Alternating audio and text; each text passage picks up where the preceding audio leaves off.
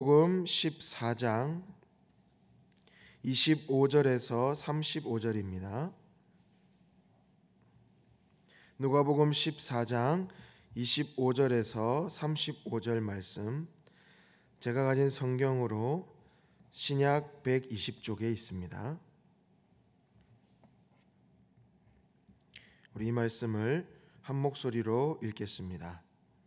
수많은 무리가 함께 갈새 예수께서 돌이키사 이르시되, 물은 내게 오는 자가 자기 부모와 처자와 형제와 자매와 더욱이 자기 목숨까지 미워하지 아니하면 능히 내 제자가 되지 못하고, 누구든지 자기 십자가를 지고 나를 따르지 않는 자도 능히 내 제자가 되지 못하리라. 너희 중에 누가 망대를 세우고자 할진대 자기의 가진 것이 준공하기까지에 족할는지 먼저 앉아 그 비용을 계산하지 아니하겠느냐. 그렇게 아니하여 그 기초만 쌓고 능히 이루지 못하면 보는 자가 다 비웃어 이르되, 이 사람이 공사를 시작하고 능히 이루지 못하였다 하리라. 또 어떤 임금이 다른 임금과 싸우러 갈 때에 먼저 앉아 1만 명으로서 저 2만 명을 거느리고 오는 자를 대적할 수 있을까 헤아리지 아니하겠느냐. 만일 못할 터이면 그가 아직 멀리 있을 때에 사신을 보내어 화친을 청할지니이다. 이와 같이 너희 중에 누구든지 자기의 모든 소유를 버리지 아니하면 능히 내 제자가 되지 못하리라. 소금이 좋은 것이나 소금도 만일 그 맛을 잃으면 무엇으로 짜게 하리요. 땅에도 거름에도 쓸데없어 내 버리느니라. 들을 귀가 있는 자는 들을지어다 하시니라. 아멘. 주님의 제자가 되는 그 삶의 요건을, 우리가 그 요건을 알려면 그것을 우리가 신중하게, 그 제자의 길이 어떤 길인지 신중하게 알고 또 그것을 인내하며 실천해야 합니다. 진짜 짠맛을 내는 그 소금의 삶, 바로 참 제자의 삶은 어떤 것이 필요할까요? 요즘 들어 이 제자라는 말에 대해서 좀 요즘에 가볍게 생각하는 부분도 있고 또 이것을 오용하는 부분도 있는 것 같습니다. 짧은 기간 안에 어떤 프로그램을 내가 했기 때문에 제자가 되고 또 뭔가 이수했다고 제자가 되는 것은 아니라는 것이죠.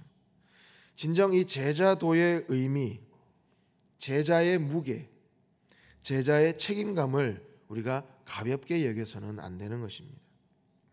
제자는요, 누구나 따를 수 있지만 누구나 제자가 될 수 있는 건 아닙니다. 누구에게나 열려 있지만 아무나 들어갈 수 있는 것도 아닙니다. 제자의 삶은 어떠해야 할까요? 제자가 되려면 혈육만 아니라 심지어 자기 목숨까지도 미워해야 한다 말씀합니다. 그런데 이것이 단순히 어떤 미운 감정을 표현해라 그런 것이 아니죠. 일부러 가족과 멀어져라 그런 것도 아닙니다. 선택의 순간에 우선순위를 우리가 정하라는 것입니다. 제자는 자기의 십자가를 지고 따를 뿐만 아니라 모든 소유까지도 결정적인 순간에 포기할 수 있어야 된다. 그것을 말하는 것이죠. 그래서 제자의 삶이라는 것이 우리가 쉽게 쓸 수 있는 단어가 아니고, 이 제자의 삶이라는 것이 알면 알수록 두려운 마음으로 임해야 되는 것이 제자의 삶입니다. 내가 이 길을 갈 것인지 깊이 따져보고 따져봐야 된다는 거예요. 이 삶을 사는 것이 정말 이것이 맞나? 이것이 수지타산이 맞는 길이냐? 이것을 정말 깊이 한번 따져보라는 거예요. 28절에 보면 예수님께서 난데없이 뭔가를 잘 계산해 보라는 말씀을 하세요. 망대를 세우고자 할진대 지혜로운 사람이라면 이 망대를 세우기까지에 얼마의 돈이 필요하고 어떤 인력이 필요하고 여러 가지를 계산해 본다는 것이죠. 내 수중에 얼마가 지금 있고 지금 앞으로 정말 이 망대를 잘 완공할 수 있을 것인가 계산을 해봐야 된다는 것이죠. 그것이 또 마땅하다는 겁니다. 그런데 아무런 생각도 없이 아무런 판단도 없이 무턱대고 공사를 시작하게 되면 기초공사만 하다가 돈이 부족해서 짓지 못하는 경우가 생길 수 있다는 것이죠. 그렇게 되면 어떻게 되겠습니까? 비웃음거리가 되고 맙니다. 길을 가다 보면 한 번씩 짓다가 만 그런 건축물을 한 번씩 보게 될 겁니다. 그러면 우리는 어떤 생각 듭니까? 아이고 혀를 차죠.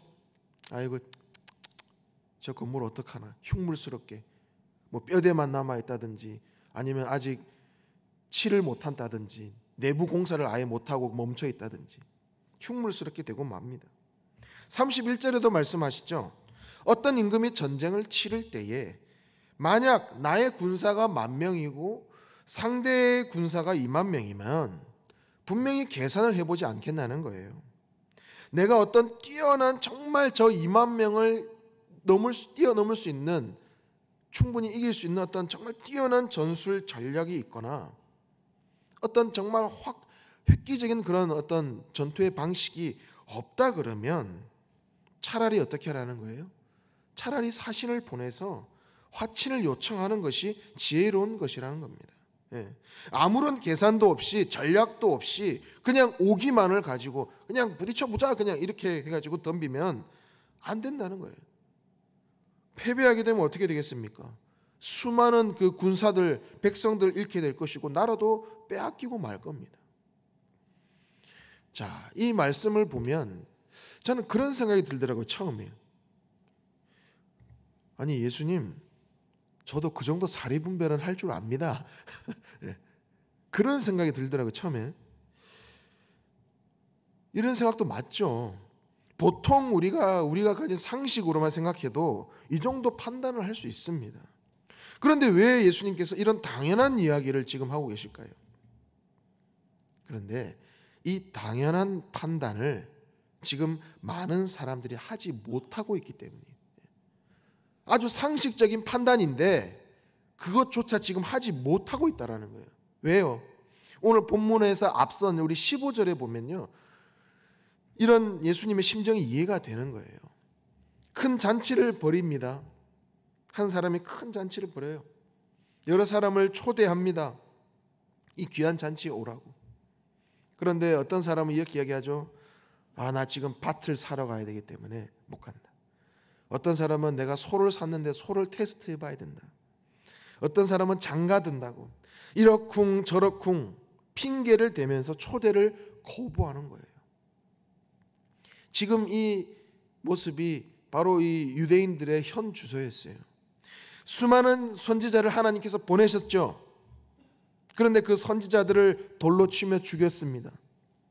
독생자의 말은 듣겠지 하여 예수님 보내셨지만 그마저도 거부합니다. 바로 이 유대인들 종교 지도자들은 우리가 앞서 이야기했던 이 상식마저도 없는 이런 어리석은 영적 상태에 머물고 있다는 겁니다.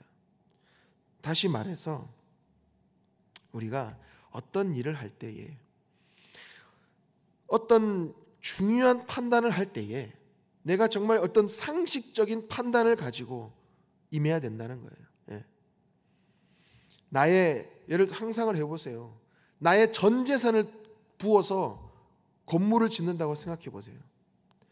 내 있는 전 재산 혹은 뭐 진짜 아는 지인까지 다 진짜 이게 진짜 맞는 거야, 한번 나한테 믿어봐, 나한테 한번 투자해봐 해가지고 여러 사람까지 다 끌어들여가지고 어떤 뭐 빌딩을 하나 짓는다고 생각해 보세요. 건물 하나 짓는다고 생각해 보세요. 그냥 짓겠습니까? 아무 생각 없이? 아무 판단도 없이? 아무 계획도 없이 덤비겠습니까? 정말 심사숙고하지 않겠어요? 내 전 재산이 들어갔는데, 내 주변 사람까지 막 다 끌어들였는데 정말 심사숙고하고 깊이 생각하고 계획을 세우고 건물을 짓겠죠. 또는 목숨을 건 전투 앞에서 내가 어떻게 승리할 것인가, 내가 어떤 전략을 가지고 덤빌 것인가, 목숨이 걸려 있는 일인데 그냥 이거 그냥 뭐 될 대로 되라 하고 하겠습니까? 그럴 수 없는 것입니다. 어떻게 이길 것인가 정말 심사숙고하고 일을 진행할 것입니다. 바로 예수님께서는 이 제자의 삶을 그렇게 그 길을 선택하라는 겁니다. 제자의 삶은요, 중도 포기하거나 무모하게 덤비면 비웃음만 살 뿐입니다. 오히려 더 나빠진 삶이 될 수도 있습니다. 깊이 생각하고 판단해서 확신이 섰을 때 돌아보지 말고 그 길로 나아가라는 겁니다. 자, 이렇게까지 말씀을 드리니까 표정이 다들 좀 안 좋으신 것 같아요. 아유, 그럼 제자 안 할래요. 막 이런, 아유, 그러면 제가 잘못 왔나? 아이고, 내가 선택 잘못했나? 여러분, 선택 잘 하신 겁니다. 왜요? 이 제자의 삶은 어느 무엇보다도 값진 삶이기 때문이에요. 다시 말해서 예수님께서 이 망대의 비유를 하시고 전쟁의 비유를 하신 이유는 뭐냐면, 이 제자의 삶이 올바른 판단력을 가졌다면 상식적으로만 판단해 보더라도 이 제자의 삶은 가장 옳은 선택이라는 것입니다. 계산기를 두드려 봐도, 수지타산을 따져 봐도 이 제자의 삶이 훨씬 이득이 되는 삶이라는 겁니다. 이 제자의 삶이 훨씬 옳은 판단이라는 겁니다. 그러기에 이 선택을 값지게 생각하고 여러분의 삶을 올인하라는 겁니다. 여러분, 도박에서 올인하면 어떻게 됩니까? 망하죠. 예. 도박은 확률 싸움이니까. 예. 50대 50이라도 이거는 안 되는 겁니다. 50%나 망할 확률이 있잖아요. 그런데 이 제자로서의 올인은 100%입니다. 제자로서의 올인은 100%의 승률, 100%의 이익을 보는 올인입니다. 그러면 이것을 올인하지 않겠습니까? 올인한다는 건요, 한 가지 일에 모든 힘을 쏟아 붓는 겁니다. 그러기에 부모도 처자도 형제 자매도 내 전 재산도 심지어 내 목숨도 아끼지 않고 십자가를 지고 가는 길, 그것이 제자의 삶에 올인하는 것입니다.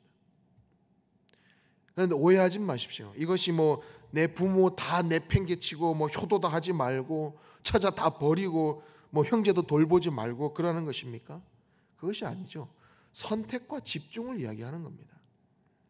한번 이렇게 한번 상상해 보세요. 여러분이 정치인이 됐어요. 어떤 정치인이 돼가지고 연설을 하는 거예요.